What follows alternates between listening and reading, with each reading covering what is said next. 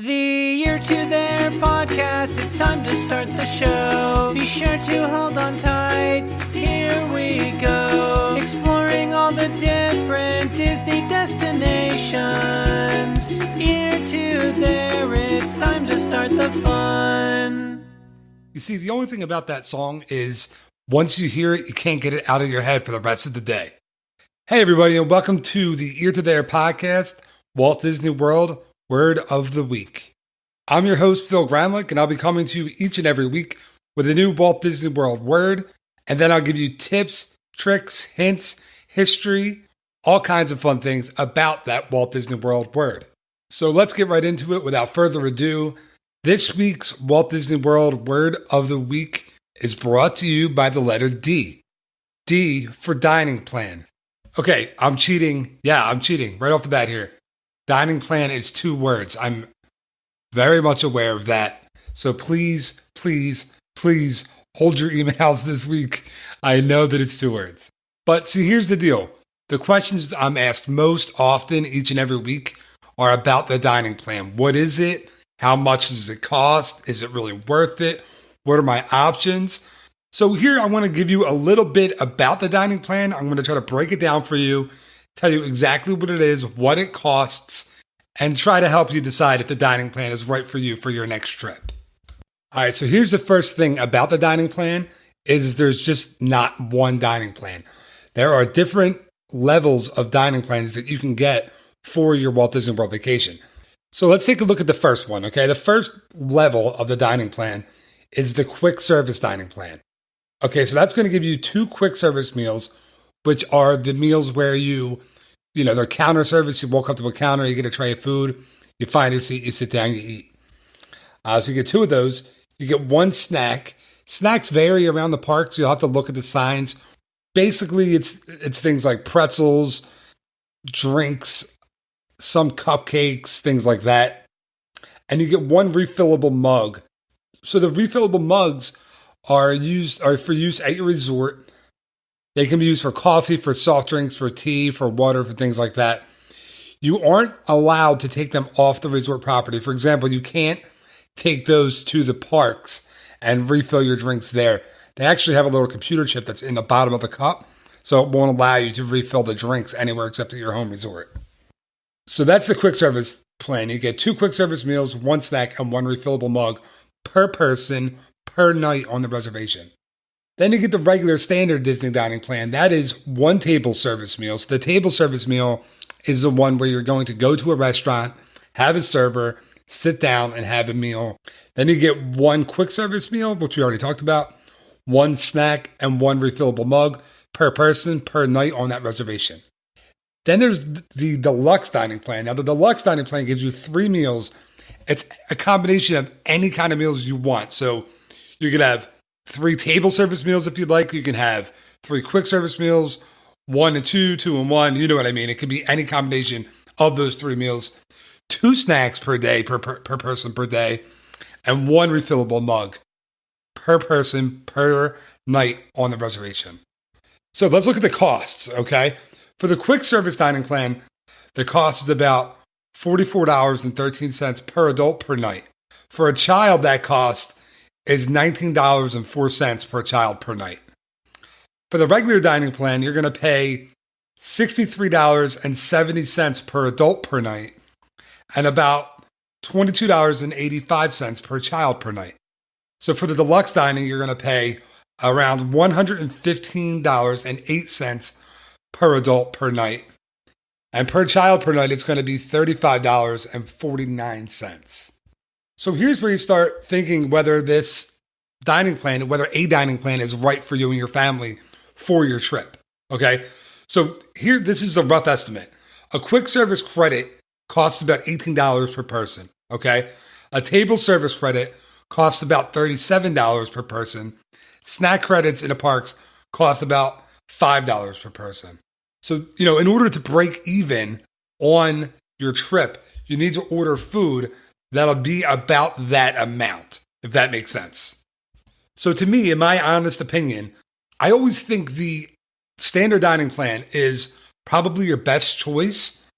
If you're a light eater, if you're not going to, if you'd rather be running from attraction to attraction and not spending a whole lot of time sitting down and having meals, then maybe the quick service dining plan is more for you. That's, the 2 quick service meals per day and then 1 snack and a refillable mug.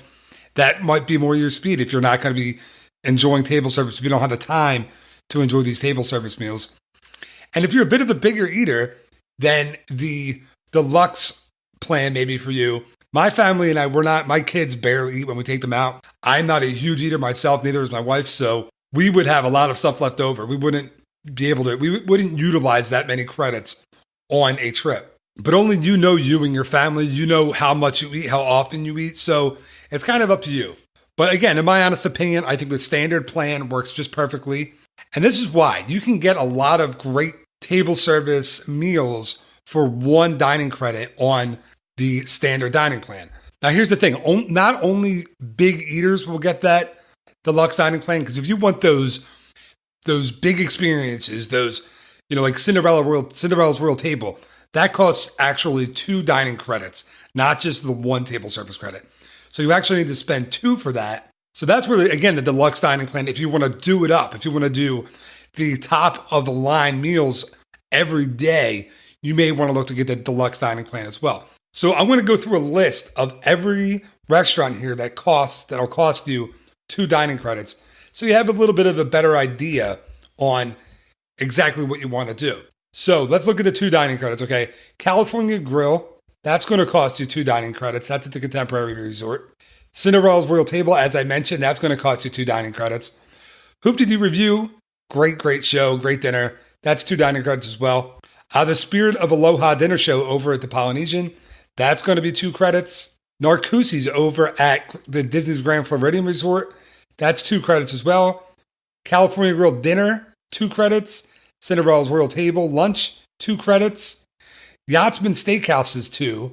That's at the Yacht Club. I'm not French, so I can't say monsieur correctly, but bonjour. How do you say that? How do you say that word? I can't pronounce it. Paul in the France Pavilion at Epcot. That's going to be 2 credits. Cinderella's Royal Table also for breakfast, 2 credits. Citrico's is going to be 2 credits. Mickey's Backyard Barbecue over at Fort Wilderness, 2 credits. Le Cellier Steakhouse, 2 credits. Really, to be honest, I love Le Cellier. I think the fact that Disney charges 2 credits for Le Cellier isn't quite fair, but that's just me. Chico at Animal Kingdom Lodge, that's going to be 2 credits. Artist Point over at Wilderness Lodge, that's going to be 2 credits. And to me, in my honest opinion, 2 credits well worth it. That's a great place to eat. Wolfgang Puck's and Disney Springs, that's 2 credits. The dining room, that is. Wolfgang Puck's dining room, that's 2 credits. The Boathouse, great restaurant. I had a chance to eat there last trip. That's 2 credits. The Hollywood Brown Derby at Disney's Hollywood Studios is 2 credits. Morimoto Asia, another one that's well worth it. That's 2 credits as well. The pizza delivery, if you want to get a pizza delivered to your room in Walt Disney World, that's going to be 2 credits. I'm going to be honest with you. If I'm getting a pizza delivered to my room, there's a couple places outside the resort where I would order. I would go to Giordano's or I would go to Flippers. Both of those can be found. Just Google them on your smartphone. You can get them delivered in like a half hour to an hour. It's worth it. You don't have to use dining credits for that. And that's pretty much it as far as the 2 credits go. Now, the cool thing about the dining plan is you don't have a set number of meals that you can use, that you have to use per day. So basically, when you get to the resort, say you have 5 nights to stay there, you're using the standard dining plan, you get 5 table service meals, 5 counter service meals, 5 snacks. Basically, you can use them however you want, as long as you use them in consecutive days. So basically, if you're staying for 5 nights and you have a meal on your first day, you have to use those within those 5 nights. So you can't use that on your 6th day. You can't use a meal on your 6th checkout day or a snack because that eclipses those 5 nights. So just keep that in mind. That 6th day that you're there on your checkout day, if you had something on your first day when you checked in, you're going to be out of credits that last day. That's a sticking point. People get confused by that pretty often. So I just want to make sure you have that in mind when you're planning a vacation. And lastly, one of my favorite tips about the dining plan is this. If you don't use your snack credits, save them till your last day, your last night where you're able to use them. Save them. Go to the gift shop. Go to a gift shop in the parks or your resort and get souvenirs to bring home. You can get the big Rice Krispie treats, the cookies, something like that, Disney candy. Bring them home for either for yourself or for someone at home to give them as a souvenir or a thank you for getting your mail or watching your goldfish or something like that. It's a nice way to bring a little bit of Disney home with you. That'll do it for this week's Word of the Week podcast.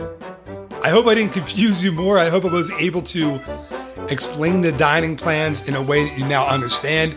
You understand the cost, you understand the value, and you kind of get what they're there for. Thank you so much, as always, for listening. I really, really appreciate it. I hope you enjoyed this episode. I hope you enjoy every episode, like I always say. And all I ask is if you did enjoy the episode, just tell someone about it. Go on Facebook, go on Twitter, go on Instagram. Just let people know that the show is out there and that it exists. Thank you so much in advance. I really appreciate that. And just remember, there will be a new episode of the Ear to There podcast, Word of the Week, every Wednesday morning. And also keep an eye out for the regular Ear to There podcast that comes out each and every Monday morning. And like I said the other day, I'm still waiting for my sign-off phrase. I don't have it perfect yet. So to quote, again, the great Maury Povich, until next time, America.